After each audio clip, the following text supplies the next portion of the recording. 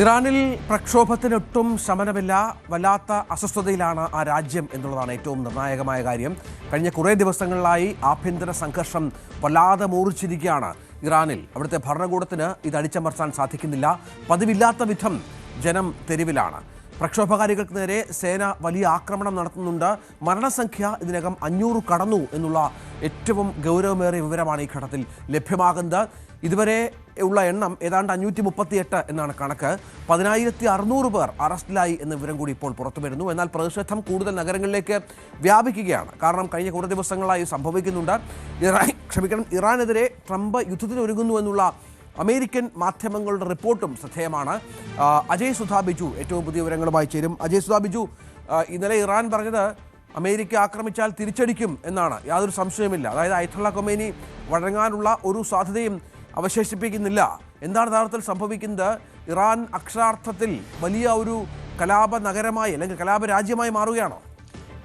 രഞ്ജിത്ത്, നമുക്കറിയാം ഇറാനിൽ ഇന്റർനെറ്റ് നിരോധനം ഉൾപ്പെടെ ഉള്ള കർശനമായിട്ടുള്ള ഒരു നിയന്ത്രണവും അതുപോലെ തന്നെ സർക്കാരിൻ്റെ പ്രത്യേക നിരീക്ഷണവും എല്ലാം ഉള്ളതിനാൽ അവിടെയുള്ള ദൃശ്യങ്ങളും അതുപോലെ തന്നെ മറ്റു വിവരങ്ങളുമെല്ലാം പുറത്തേക്ക് വരുന്നതിൽ കുറച്ച് ബുദ്ധിമുട്ട് നേരിടുന്നുണ്ട്. ഈ പ്രക്ഷോഭകാരികളുടെ മരണത്തെപ്പറ്റി തന്നെ പല വിവരങ്ങളാണ് ഇതിന് മുൻപേ പുറത്തു വന്നുകൊണ്ടിരുന്നത്. നമുക്ക് ആദ്യം ലഭിച്ചുകൊണ്ടിരുന്നത് ഏതാണ്ട് 50-നകത്തുള്ള ആളുകൾ കൊല്ലപ്പെട്ടു. ഇത് ഈ സുരക്ഷാ ജീവനക്കാരും പ്രക്ഷോഭകാരികളും ഉൾപ്പെടെ 50-നകത്ത് ആളുകൾ കൊല്ലപ്പെട്ടു എന്നുള്ള വിവരങ്ങളാണ് നമുക്ക് ആദ്യഘട്ടത്തിൽ ലഭിച്ചുകൊണ്ടിരുന്നത്. എന്നാൽ ഇപ്പോൾ ഈ മരണസംഖ്യ ഞെട്ടിക്കുന്ന രീതിയിൽ ഉയർന്നിട്ടുണ്ട് എന്നുള്ള റിപ്പോർട്ടുകളാണ് നമുക്ക് നിലവിൽ ലഭിച്ചുകൊണ്ടിരിക്കുന്നത്. 500-ന് മുകളിൽ മരണസംഖ്യ ഉയർന്നിട്ടുണ്ട്. കൃത്യമായി പറഞ്ഞാൽ 538 പേർ ഇറാനിൽ കൊല്ലപ്പെട്ടു എന്നാണ് വിവരം ലഭിക്കുന്നത്. അമേരിക്ക ആസ്ഥാനമായി പ്രവർത്തിക്കുന്ന ഹ്യൂമൻ റൈറ്റ് ആക്ടിവിസ്റ്റ് ന്യൂസ് ഏജൻസിയാണ് ഈ വിവരം പുറത്തുവിട്ടിരിക്കുന്നത്. അതുപോലെ തന്നെ മൊത്തം അറസ്റ്റിലായവരുടെ എണ്ണം 10,600 കടന്നു എന്നും ഈ ഹ്യൂമൻ റൈറ്റ് ഏജൻസി റിപ്പോർട്ട് ചെയ്യുന്നുണ്ട്. ഇത്തരത്തിൽ ഈ മരണസംഖ്യ ഓരോ ദിവസവും ഉയർന്നുകൊണ്ടിരിക്കുകയാണ്. മൊത്തത്തിൽ ഈ 538 പേരിൽ 490 പേരും പ്രതിഷേധക്കാരാണ്.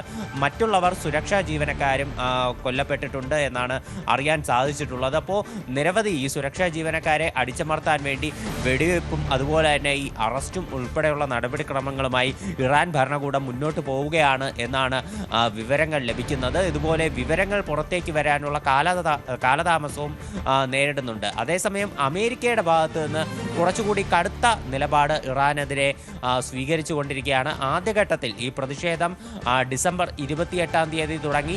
ഈ പുതുവർഷം ആരംഭിച്ച ഉടൻ തന്നെ ട്രംപ് ഇറാന് ഭീഷണിയുമായി രംഗത്തെത്തിയിരുന്നു. അതായത് ഇറാനിലെ പ്രതിഷേധക്കാർക്കെതിരെ ഇറാൻ സർക്കാർ നിറയൊഴിക്കുകയാണെങ്കിൽ അമേരിക്ക അവർക്ക് സഹായമായി എത്തും എന്ന് പറഞ്ഞിട്ടുണ്ടായിരുന്നു. അതുപോലെ തന്നെ ഇപ്പോൾ കഴിഞ്ഞ ദിവസം അദ്ദേഹം ഒരു ദിവസം മുൻപേ ഒരു ട്രൂത്ത് സോഷ്യൽ വഴി രേഖപ്പെടുത്തിയത് ഇപ്പോൾ ഇറാന് അമേരിക്കയുടെ സഹായം മുൻപെങ്ങും ഇല്ലാത്ത വിധം ആവശ്യമായി വന്നിരിക്കുന്നു എന്നുള്ള രീതിയിൽ ഒരു ഈ ട്രൂത്ത് സോഷ്യലിലൊരു പോസ്റ്റും അദ്ദേഹം ഇട്ടിരുന്നു. അപ്പോൾ ഇത്തരത്തിൽ ഈ നിലവിൽ അമേരിക്കൻ മാധ്യമങ്ങൾ, അതായത് CNN അതുപോലെ വാൾ സ്ട്രീറ്റ് ജേർണൽ ഉൾപ്പെടെയുള്ള പത്രങ്ങൾ റിപ്പോർട്ട് ചെയ്യുന്നത് നിലവിൽ ട്രംപ് ഇറാനെതിരെ കടുത്ത സൈനിക നടപടിയുമായി മുന്നോട്ട് പോകാൻ സാധ്യതയുണ്ടെന്നാണ്. 3 സാധ്യതകളാണ് ട്രംപ് പ്രധാനമായിട്ടും ഇറാനെതിരെ സ്വീകരിക്കാനായി ആലോചിക്കുന്നത്. പ്രധാനമായിട്ടും സൈനിക നടപടി. ഇപ്പോൾ വെനസ്വേലയിൽ സ്വീകരിച്ചതുപോലെ നേരിട്ട് ഇറാനിൽ എത്തിച്ചേർന്നുള്ള ഒരു സൈനിക നടപടി സ്വീകരിക്കാനായി ആലോചിക്കുന്നുണ്ട്.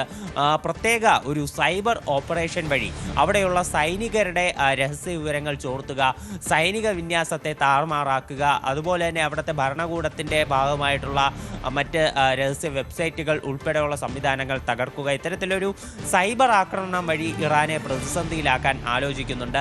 അതുപോലെ പ്രത്യേക സൈനിക ഓപ്പറേഷൻ അമേരിക്ക നടത്തുകയാണെങ്കിൽ തന്നെ ഇത്തരത്തിലൊരു സൈബർ ആക്രമണം അത് ആവശ്യമായി വന്നേക്കാം. ഈ വെനസ്വേലയിൽ അമേരിക്ക ആക്രമണം നടത്തുന്നതിന് മുൻപേ അവിടെ ഒരു സൈബർ ആക്രമണം വഴിയാണ് അവിടെയുള്ള ഇലക്ട്രോണിക് സംവിധാനങ്ങളെ എല്ലാം തകരാറിലാക്കുകയും ചെയ്തത്. അതുപോലെ തന്നെ മൂന്നാമതൊരു കാര്യം ആലോചിക്കുന്നത് ഇറാനെതിരെ കൂടുതൽ ഉപരോധങ്ങൾ. ഇപ്പോൾ തന്നെ നിരവധി ഉപരോധങ്ങൾ ഇറാൻ നേരിടുന്നുണ്ട്. അത് കാരണം കൂടിയാണ് അവർ ഇപ്പോൾ അനുഭവിച്ചുകൊണ്ടിരിക്കുന്ന പ്രശ്നങ്ങൾക്ക് ഒരു പരിധിവരെ കാരണം. അവരുടെ കറൻസിയുടെ വാല്യൂ ഇടിയുന്നു, അതുപോലെ തന്നെ സാധനങ്ങളുടെ വില കയറുന്നു. അപ്പോൾ ഇത്തരം കാര്യങ്ങൾക്ക് അമേരിക്ക ഉൾപ്പെടെയുള്ള ലോകരാജ്യങ്ങളുടെ ഉപരോധം ഒരു പരിധിവരെ കാരണമായിട്ടുണ്ട്. അപ്പോൾ കൂടുതൽ ഉപരോധങ്ങൾ കൽപ്പിച്ചുകൊണ്ട് ഇറാനെ കൂടുതൽ പ്രതിസന്ധിയിലാക്കുക എന്നൊരു നീക്കം കൂടി അമേരിക്ക ആലോചിക്കുന്നുണ്ട്. അപ്പോൾ ഇത്തരം 3 കാര്യങ്ങളാണ് ഇറാനിൽ അമേരിക്ക നടത്താനായി ആലോചിക്കുന്നത്. പ്രത്യേകിച്ച് വെനസ്വേലയിൽ അമേരിക്ക ഇത്തരത്തിൽ നേരിട്ട് ചെന്നിട്ടുള്ള ഒരു സൈനിക നടപടി സ്വീകരിച്ചിട്ട് ഉള്ളതിനാൽ തന്നെ ഇത്തരത്തിൽ ഒരു സൈനിക നീക്കം അമേരിക്ക നടത്തുമോ എന്നുള്ള ആശങ്ക ലോകരാജ്യങ്ങൾക്ക് പലർക്കുമുണ്ട്. ഇപ്പോൾ ആയത്തുള്ള അലി ഖമനേയി അദ്ദേഹം അമേരിക്ക നമുക്കറിയാം, വെനസ്വേലയിൽ അമേരിക്ക നടത്തിയ വളരെ പ്രസിഷൻ അറ്റാക്ക് നമുക്കറിയാം, വളരെ പ്രധാനപ്പെട്ട ഒന്നായിരുന്നു അത്. ആരും അറിയാതെ അവിടുത്തെ പ്രസിഡന്റിനെ കടത്തിക്കൊണ്ടുപോകുന്ന സാഹചര്യമുണ്ട്. സമാനമായ ഒന്ന് ഇറാനിൽ നടത്തുക എന്നുള്ളത് അമേരിക്കയ്ക്ക് അസാധ്യമൊന്നുമല്ല, വളരെ പെട്ടെന്ന് സാധിക്കുന്നൊരു കാര്യമാണ്. ഇപ്പോഴത്തെ വലിയ വെല്ലുവിളികളുടെയൊക്കെ പശ്ചാത്തലത്തിൽ അതിനുള്ള സാധ്യതകളും കൂടുതലാണല്ലോ അജയ്. തീർച്ചയായിട്ടും ഇപ്പോൾ അതിനുള്ള സാധ്യത കൂടി വന്നതിനാൽ തന്നെ ഈ ആയത്തുള്ള അലി ഖമനേയി അദ്ദേഹം അമേരിക്ക അഥവാ ഇത്തരത്തിലൊരു ആക്രമണം നടത്തുകയാണെങ്കിൽ മോസ്കോയിലേക്ക് രക്ഷപ്പെടാനുള്ള മാർഗങ്ങൾ ഇപ്പോൾ തന്നെ സ്വീകരിച്ച് വരുന്നതായിട്ട് ഇതിനു മുൻപേ അത്തരത്തിലുള്ള റിപ്പോർട്ടുകളെല്ലാം പുറത്തു വന്നിരുന്നു.